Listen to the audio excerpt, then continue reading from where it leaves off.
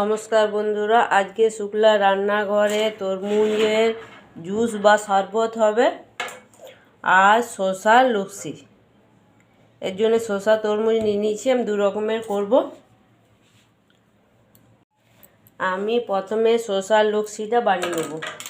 শসাটাকে প্রথমে খোসাটাকে ছাড়িয়ে নিচ্ছি।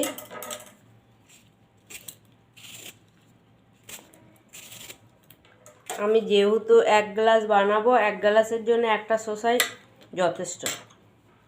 এবার শসাটাকে আমি কেটে নিচ্ছি।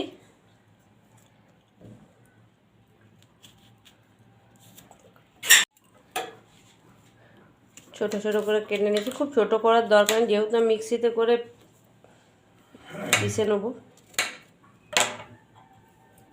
এবারে মিক্সির মধ্যে দিয়ে দিচ্ছি। শসা লস্যি বানাবার জন্য শসাটা আমি নিয়ে নিচ্ছি মিক্সিতে। আমি দিয়ে দিচ্ছি নুন, সাদা নুন আর একটু বিট নুন। দিয়ে দিচ্ছি একটু গোলমরিচের গুঁড়ো আর একটু জিরে গুঁড়ো, ভাজা জিরে গুঁড়ো। আর দিয়ে দিচ্ছি দই।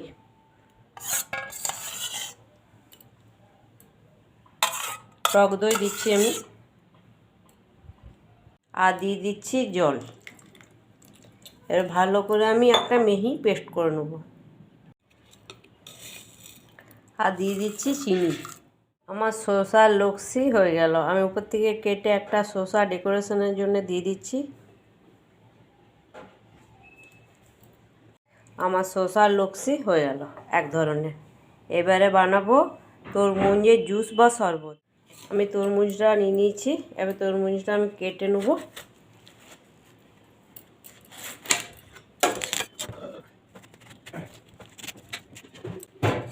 কেটে আমি বীজগুলো বের করে নেব।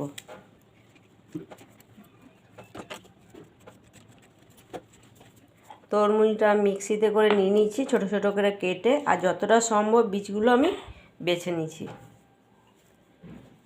এবারে এর সাথে দিয়ে দিচ্ছি চিনি।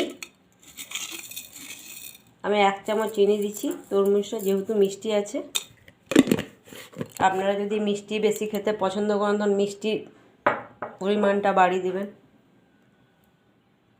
আর দিয়ে দিচ্ছি বিট নুন আর একটু পরিমাণ সাদা নুন।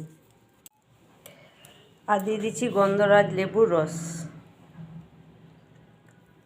এর ভালো করে আমি এটাকে পিষে নেব। আমার পিষা হয়ে গেছে।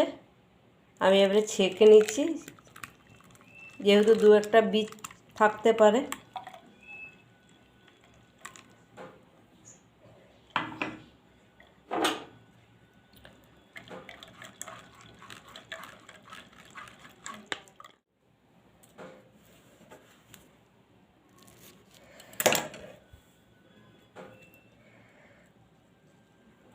আমার তরমুজের জুস বা শরবত হয়ে গেল। উপর থেকে একটু জিরে গুঁড়ো ছড়িয়ে দিচ্ছি।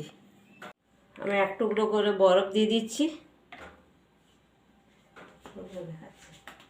এই গরমে শসার লস্যি আর তরমুজের জুস বা শরবতের রেসিপিটা আপনাদের কেমন লাগলো অবশ্যই জানাবেন। যদি ভালো লাগে লাইক, শেয়ার, সাবস্ক্রাইব করবেন আর এইভাবে বাড়িতে বানিয়ে খাবেন। আর শসা তরমুজ দুটোই গরমের দিনে খুবই উপকারী।